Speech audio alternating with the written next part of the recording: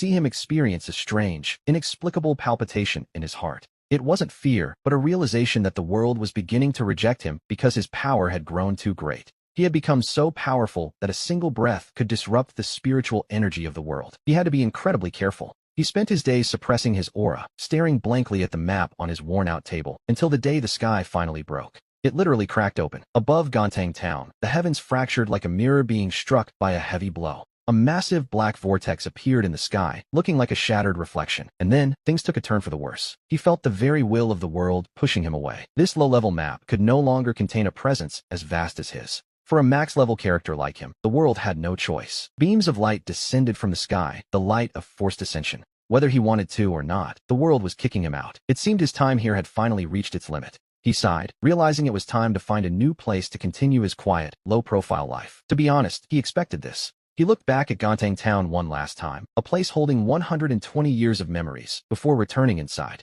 He grabbed the tattered map from the table, took the jade pendant Lu Rian had left him, and finally picked up his things. With his small bundle of belongings on his back, he spoke to the empty, trembling air, telling the heavens to stop rushing him. He decided to leave on his own terms. Stepping into the void, he followed the light and charged toward the massive rift. At the very moment he was about to leave this world forever, he turned back toward the direction of Gontang Town. With a wave of his hand, a soft golden light enveloped the entire town. It was a blessing forged from his own accumulated luck. He ensured they would have a century of peace and prosperity. It was, perhaps, his final act of kindness as their neighbor. With a flash of light, his figure vanished into the silence. Below, the people of Gontang Town knelt and bowed in reverence. Many were moved to tears, and on the stone monument at the town entrance, a new line of text appeared. This land is finite, but the bright moon is ageless. As he traveled, the scenery before his eyes shifted and blurred in a chaotic dance of light. When he finally opened his eyes, the spiritual energy was so dense it was almost suffocating. He had arrived at the Ascension City. We see him standing on a massive ascension platform, a place where only the strongest survive. A new chapter had begun. The platform was surrounded by cultivators dressed in all sorts of divine robes, but when they saw him, they were completely stunned. They wondered how someone so utterly ordinary, with no visible spiritual energy at all, could have ascended to this city. He pretended to be nervous, shrinking his neck back slightly as he asked in a low voice, "Excuse me, gentlemen." He simply wanted to know the way to the Chiyu sect. Upon hearing his question, the crowd fell silent for a moment. The cultivators surrounding the platform looked at one another before bursting into a collective, mocking roar of laughter. The Chiyu sect, after all, was a massive demonic power located deep within the Tsangyin Mountains of the Northern Territory. To them, he looked like a mere mortal who hadn't even reached the basic chi refining stage yet. They joked that even if he were looking for a way to die, this was certainly a very creative way to go about it. They assumed he was just some poor soul who had offended a Chiyu sect messenger in the lower realm and been forcibly sent here. He ignored their ridicule entirely. To be honest, their opinions didn't matter much to a man of his standing. He reached into his bundle, pulled out a gold ingot, and handed it to a plump cultivator who was laughing the loudest. He asked if the man could at least point him in the right direction. The fat cultivator looked at the mortal gold and silver with disdain. He curled his lip but pointed toward the north anyway, mentioning it was about 300,000 miles in that direction. He told him to look for the place where the heaviest black clouds gathered, though he advised the newcomer not to go. The Chiyu sect was infamous for using living people to refine souls, a truly unpleasant way to spend an afternoon. Looking at his delicate skin, the cultivator remarked that he probably wouldn't even leave behind a whole corpse. As the crowd laughed, he nodded seriously and cupped his hands in thanks for the warning. He was always polite, after all. He claimed to be a man who listened to advice and promised to return as soon as his business was finished. With that, he turned toward the north and slightly bent his knees. The platform beneath him was made of 10,000-year profound ice. A platform that even great masters couldn't scratch suddenly shattered into pieces under his feet as he took off. The terrifying counterforce kicked up a massive gale, and by the time the cultivators managed to crawl back to their feet,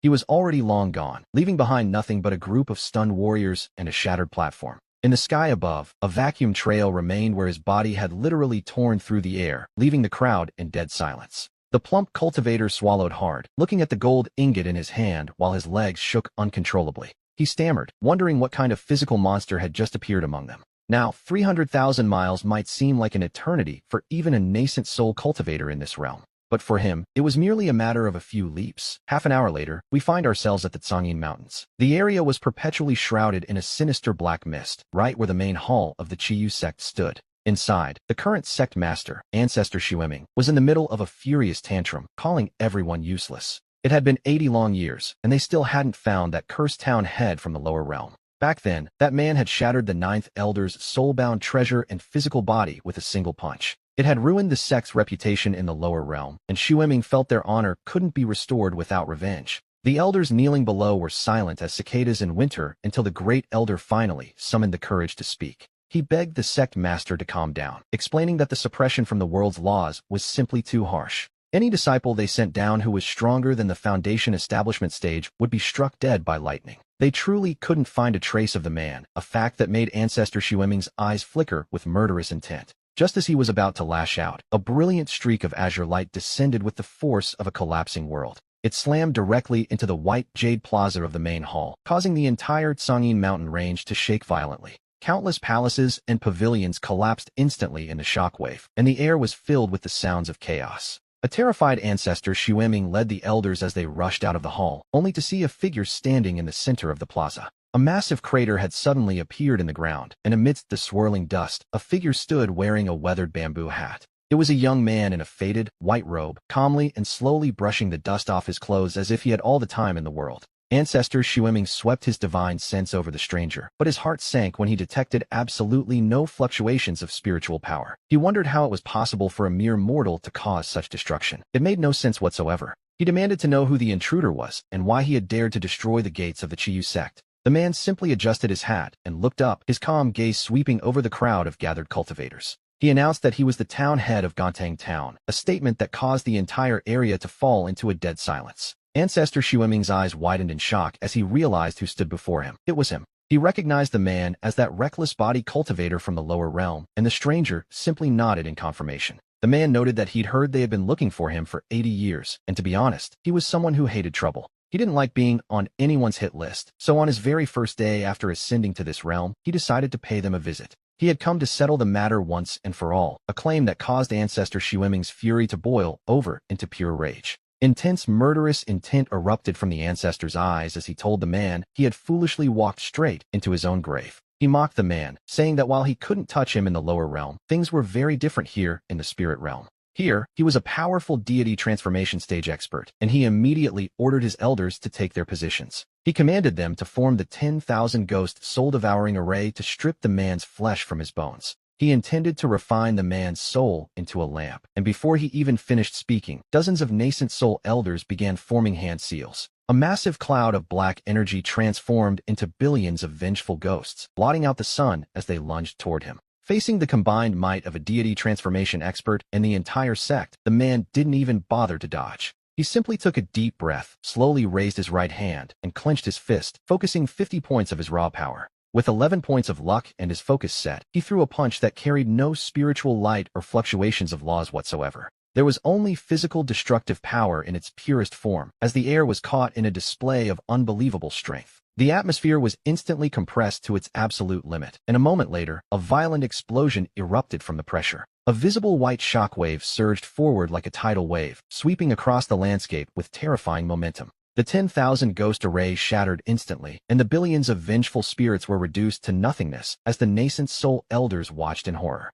Before they could even let out a scream, their bodies were caught in the violent wind of the punch and turned into a mist of blood. The shockwave continued unabated, heading straight for Ancestor Xueming, and once the force of that single punch finally settled, the wind died down, and the main peak of the Qiyu sect had simply vanished, replaced by a massive canyon stretching for hundreds of miles. He turned around and began walking back down the mountain, having spent only a single hour in this realm before wiping out an entire sect. The karma from the lower realm was now completely severed, and he felt certain that no one would be bothering him anymore. He rubbed his chin and began to plan his next steps, noting that the spiritual energy in the spirit realm was incredibly dense. To be honest, he figured the effects of his cultivation techniques should easily double in an environment like this. His plan was simple: find a quiet mortal town with beautiful scenery and hide away for another 10,000 years. He smiled slightly and lowered his bamboo hat, imagining a future where every single one of his attributes reached 10,000 points. By then, he told himself, he would finally be able to see the world without any worries at all. The chaos at the Ascension platform spread through 17 nearby immortal cities in half a day, but the news of the Qiyu sect's destruction took longer. 3 days later, the news swept through the northern spirit realm like a plague, yet no one connected the two events together. After all, no one could believe that a mortal who had just ascended from the lower realm could destroy a 3,000-year-old sect in an hour. He was quite satisfied with this outcome, as being ignored by the world was, in his opinion, the best possible result. After leaving the Tsunyin Mountains, he deliberately slowed his pace, reminding himself that this was, after all, the vast spirit realm. This wasn't the lower realm where he could walk with his head held high. Here, he decided it was best to keep a low profile. He traveled south, specifically choosing paths that led toward areas where ordinary mortals gathered. 7 days later, we see him stop at a small place called Fengxiao Town, a scenic spot nestled against the mountains and water. The spiritual energy here was thin, and the great immortal sects were far away. The town was mostly filled with hunters, herbalists, and merchants. Most importantly, the town was small enough that trouble was rare, so he spent 2 taels of silver sand to settle in.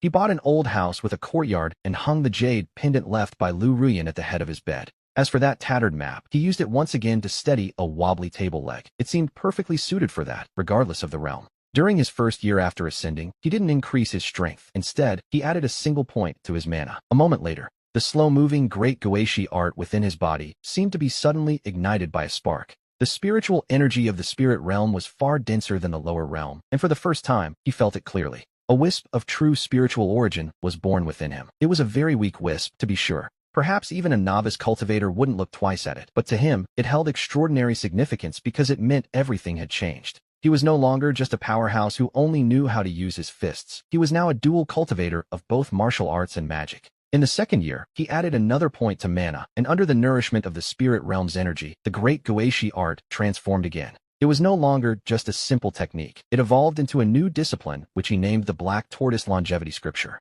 The name sounded quite domineering, and the effects were equally impressive, efficiently converting life essence into cultivation progress. It could also compress his blood, mana, and divine sense together, making it, in short, much easier for him to stay hidden. By the third year, he attempted to release his divine sense, and as it spread out across the area, the entirety of Fengxiao Town became as clear as a map held in his palm, etched vividly into his mind. He saw the widow selling tofu on the east side, secretly giving pickles to the blacksmith, and he spotted the gambler on the west side. He saw the gambler digging up his wife's hidden savings, and he even noticed that in the backyard of the town office, the old town mayor was sighing over his ledgers. He quietly withdrew his divine sense, knowing that knowing too much could be its own kind of trouble. Unfortunately, trouble isn't the sort of thing that stays away just because you find it annoying. Half a month later, a 3-ring wolf demon arrived outside Fengxiao Town. The old mayor and a dozen constables stood at the gate, their legs shaking visibly. Our protagonist stood at the back of the crowd, having no intention of getting involved at first. But the wolf demon happened to pick his courtyard wall, biting half of it off. He remained silent for 2 breaths, then simply stepped forward and shattered its head with a single punch. The entire town was left in stunned silence. The old mayor even knelt before him on the spot. He helped the man up, earnestly explaining that he was just a passing traveler. Yet, early the next morning, the townspeople spontaneously arrived at his door, carrying a large ceremonial plaque. On the plaque were 5 bold, gilded characters: "Please be our mayor." He stood at the entrance, staring at that all-too-familiar plaque, and for a moment, he was speechless. He had ascended to the spirit realm, intending to keep a low profile in a new place. Yet after all that effort, he was a mayor again. He declined 3 times. But the townspeople knelt for 3 days. Finally, with a heavy sigh, he accepted the position after all. In any case, he certainly had experience managing a town, and so his first official identity in the spirit realm became the new mayor of Fengxiao Town. Once the news spread, the neighboring small towns were absolutely shocked, as no one had ever seen a mayor who could kill a 3-ring wolf demon with 1 punch. Soon, the town became famous. Naturally, fame brought fresh complications. Strange and unusual people began to arrive in the town one after another. There was a dejected youth carrying a giant sword, and a young girl fleeing from enemies with a blood feud on her shoulders. And then there was the young man in black, his cultivation core shattered, yet still stubbornly shouting about a 30-year promise. Looking at their familiar protagonist faces, his eyelids twitched. He immediately set up a new sign at the town entrance. The sign he put up held only a single sentence: "This mayor does not take disciples, form brotherhoods, or break engagements." It also added, "No face-slapping allowed," leaving the crowd looking on in utter confusion. He had very little patience for typical protagonists